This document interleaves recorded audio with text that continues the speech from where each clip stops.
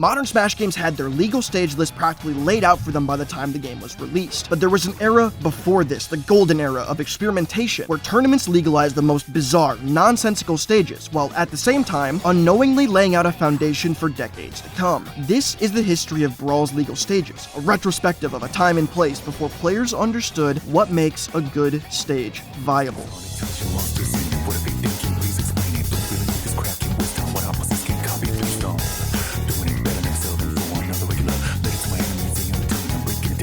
Our journey starts in early January 2008. It had been 7 years since the last Smash game was released, and with the success of both Melee and the Nintendo Wii console, Super Smash Bros. Brawl was looking to be the game of the year. To capitalize even further off of a directly post-holiday game launch, Nintendo partnered with GameStop to host a so-called midnight release tournament for Brawl, which would start at local stores, then progressively move up the ladder over the course of a couple months. 2,500 stores participated, and eventually ended in a big tournament in San Jose, California. The official Nintendo rule set stated that it was 1v1, single elim, items on, 1-minute timer, and players had to play on Battlefield. Now, most, if not all, of these tournaments used the base character roster and stages, since this was a release event and things weren't unlocked yet. And since the game was so new, nobody wanted to play on arguably the most neutral or bland stage. Although Nintendo sent a package to every GameStop with the previously described rules, a massive number of the GameStop employees took it upon themselves to switch up the rules for a more exciting experience. The most common alternative rule set used was almost the same for everything. 1v1, single elim, items on, except they pushed the timer up to 2 minutes, which is still too short, and had players either agree on any stage or opt for a random stage. Yes, the alternative rule set used random stage select, but there's a hidden implication with that. In Brawl, the random stage selector selects from a pool of every available stage. Vanilla Brawl happened to be preloaded with 3 stage builder sample stages, which means that going to the first ever official Brawl tournament, there was a non-zero chance you had to sit down and play your first ever Brawl match on Sample L Maze. Don't believe me? I literally found footage of 2 people who had to sit down and play their first Brawl match on Sample L Maze. Which game did this come from?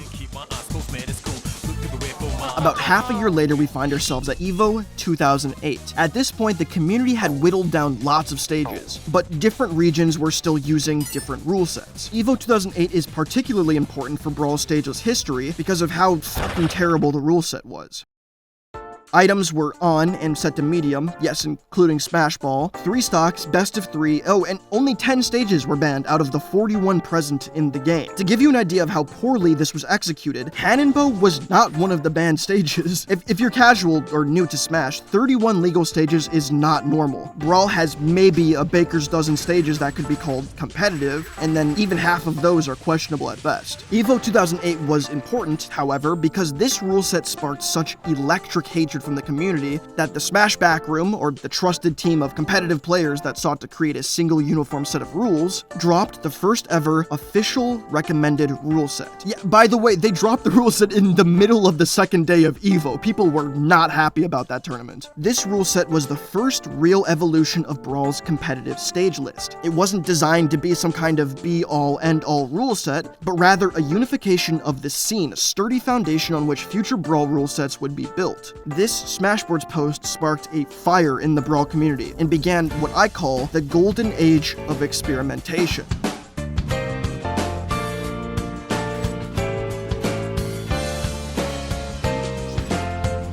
As a disclaimer, there were 100 different rule sets during Brawl's competitive lifespan, and I am not going over all the changes, so everything I'll be talking about will come from a more generalized perspective, not bound to one set of rules. Now, Smash stages are traditionally organized into 2 different slots, starter and counter pick. When you sit down to play, you'll have a set of starter stages. Rock, paper, scissors, you and your opponent ban stages in line with the rule set, and you end up on 1. After playing the first round on the starter, more stages are then introduced into the pool, called counter counterpicks. These, traditionally, tend to be less neutral, and can lean in favor of certain characters or certain character archetypes, adding a sort of complexity to the choosing process. The typical time-hardened Brawl starters are Battlefield, a neutral stage featuring 2 platforms near the stage itself, and 1 higher up in the sky. It's easier for characters with bad landing options to get back on stage, and favored by those with big hitboxes to keep you on the platforms. Final Destination, the tried and true. No platforms, so each interaction can be do or die. Blast zones, or the very edge of the stage's playing area, when your character model first touches those little red lines, you lose a stock, are average on FD, but with a decently high ceiling. And Smashville, a stage introduced in Brawl and by far the most favorite in Brawl PM and Smaforce's expansive history. Sitting down to play a set, there was a 95% chance your opponent asks Smashville, and for good reason. A single moving platform, great for getting back on stage and extending combos.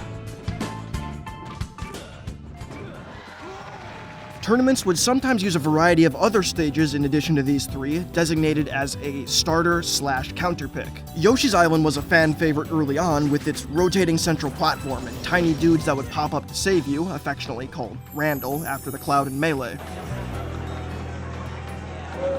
Shockingly, Castle Siege finds its way onto this list. Castle Siege lasted all the way through to 2013 at tournaments, despite transforming 3 separate times, one of which having a walk-off, or ground that you can literally walk off into the blast zone on, which means that one of the dozen characters with a chain grab takes your stock at 0 at the ground level. People didn't even really like this stage that much, so I have no idea how it lasted as long as it did. Next was Delfino Plaza, one of the most beloved stages in Brawl, even though it was deeply and fundamentally flawed. At the start of the match, it seems like a regular stage with interesting platform positioning, but the stage moves around and lands at several different stops, in which case the blast zone actively changes size and location as shown here in the stage editor. This stage, at one transformation, features one of the lowest blast zones in Smash history, and for sure the lowest in legal stage history. Halberd was another toss-up, but eventually got scrapped for 2 primary reasons. Number 1, Meta Knight is bonkers on this stage. You can camp ledges and shark, or attack from beneath the stage where your opponent can't hit you, almost indefinitely. Number 2 was that at one point the stage stopped on top of the ship, and you were actively targeted by the ship's defense system, a giant SDI-able laser that racks up percent quickly, and a mechanical arm that has a deceivingly fast hitbox and will KO you if you're not paying attention. If you lived through Smaforce, you know how diabolical Lilac Cruise is. For some reason, probably the most controversial stage on this list. See, the stage tilts back and forth at a random interval. It really seemed like the stage had a vendetta against those attempting to recover, as more often than not it would simply tilt away from you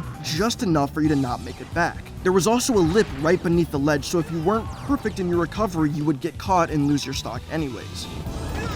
And finally, Pokemon Stadium 1 makes its triumphant return. It was a cornerstone stage in Melee, the odd one out of the otherwise neutral stages in that game. Brawl's mechanics and playstyles just didn't fit with the transformations like they do in Melee. Now, for counter picks, retrospectively, it feels like the Smash backroom were held at gunpoint by Nintendo with the way they decided what would and would not be a counter pick. For example, Distant Planet was originally a counter pick, an asymmetrical stage with a walk-off. There's both a weather system where it rains and sweeps you off the side, and there's also a jumbo bulborb that walks up and will insta-kill you if you land in its mouth or on its head. Doesn't particularly scream competitive integrity. Jungle Japes wasn't so bad though. 3 distinct platforms with a central hub. The water does sweep you away and the Claptrap will KO you at 0, but those are relatively low threats as long as you stay on the stage. Brinstar also makes sense in a similar vein. They liked the idea of oddly placed platforms to interact with in unique ways. The vision is there. There's lava that slowly rises and forces you to prioritize not playing the game for a little bit, but that's minor, right? Corneria felt like it was going in a more neutral direction, but the Fight Club at the back makes characters like Olimar almost unapproachable. Sure, there were anti-stalling rules, but is it really stalling if you're simply standing in an open location on the stage? PictoChat, another fan favorite, was banned due to the unpredictable nature of the stage. A common argument was that it was an environmental change, not one that affected a single character, but oftentimes the stage changes were not symmetrical and would just give one player a massive opportunity or even gift them a free stock. Because of the camera, the stage also had very deceptive blast zones. Frigate Orpheum was a mostly neutral stage that featured a periodic 180 flip, where if you weren't in the air, there was a real chance you'd get swept onto the stage and lose your stock. This was generally easy to avoid and rarely a problem, but if you didn't know about it, well, you'd find out pretty quickly. There was also some jank with the ledges in this stage, where one literally appears and disappears based on the position of the platform. Luigi's Mansion was really disliked because despite being fairly neutral, the breakable pillars would stall your attacks, and there was a fight club in the middle of the stage that made it hard to approach and made no sense. Pokemon Stadium 2 tried to ride the coattails of PS1, but the transformations were much more experimental. Ice, wind, and a knockoff of PS1's Fire stage. This stage was legal for a lot longer than you might expect, and is definitely far from neutral.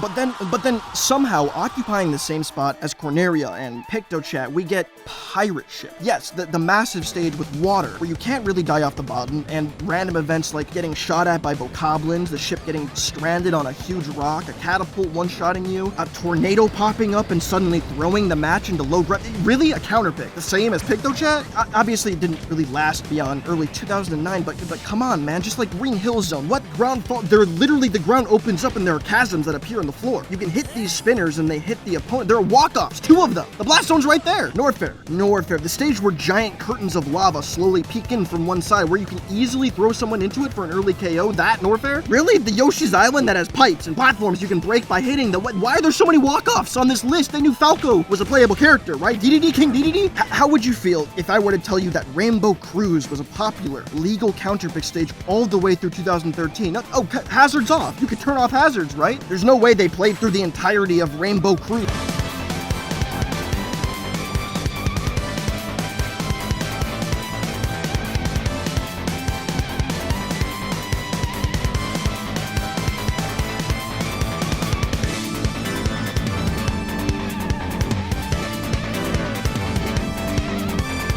Yeah, the Smash backroom was absolutely smoking that casual Nintendo pack with these counterpicks. How did so many bizarre stages make it onto the official recommended rule set? I mean, okay, obviously they were trying to give people a starting point to define their own rule sets around, but every single one of these stages were legal at some point over a span of majors, regionals, monthlies, weeklies. In case Pirate Ship, Rainbow Cruise, and Green Hill Zone weren't bonkers enough for you, the Smash backroom didn't call it there. There was another tier of counterpicks called counterpicks/banned. I hope you didn't miss walk-offs too much, by the way, because Mario Circuit landed right here, where the walk-offs, in addition to tiny blast zones and carts that would periodically show up and KO you, were eventually what got this stage taken off the legal list. Onet was also very briefly legal. It suffered a similar fate to Port Town Aerodive, where there was just too much stuff that could happen out of the player's control. And the stage Green Greens found itself cut for a similar reason as well. Skyworld, beautiful Skyworld, was the last counterpick/banned stage. Breaking the floors of the ends would take away the ledges entirely, making it absurdly difficult for some characters to recover. The platforms were also full solid, so you couldn't recover from beneath them. Not to mention the fact that lower level matches would take forever, since it's hard to KO someone when there's a fight club in the center of the stage. As a cherry on top, the Smash backroom, in a momentary lapse of their divine judgment, suggested that maybe Hannonbo could be taken off the banned stage list for doubles. But alas, I've been conditioned by modern luxuries. Fast forward to 2014, the last year of Brawl before Smaforce took over, where the most common stage set was a combination of Final Destination, Battlefield, Smashville, Lylat, and either Yoshi's Island Brawl, Delfino Plaza, or Halberd thrown in. Predictably, the more eccentric, casual-oriented stages were naturally phased out over time in favor of the more neutral, even ones. Modern Brawl mixes it up even more and uses tons of exciting and experimental rule sets in their tournaments. We're currently in what I've heard people call the Brawl Renaissance, but I personally think of it more as a Brawl celebration, taking an objective look at the charm of a game that was cast aside and stereotyped into oblivion.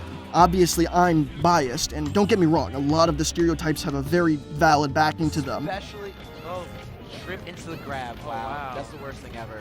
Trip into a grab. But a game that had Sample L Maze briefly legal in its first ever tournament due to a loophole in the rule set is just way too interesting to not talk about and reminisce on. So thanks for watching. Please like the video and subscribe to the channel if you enjoyed the content, and like always, there's more coming soon.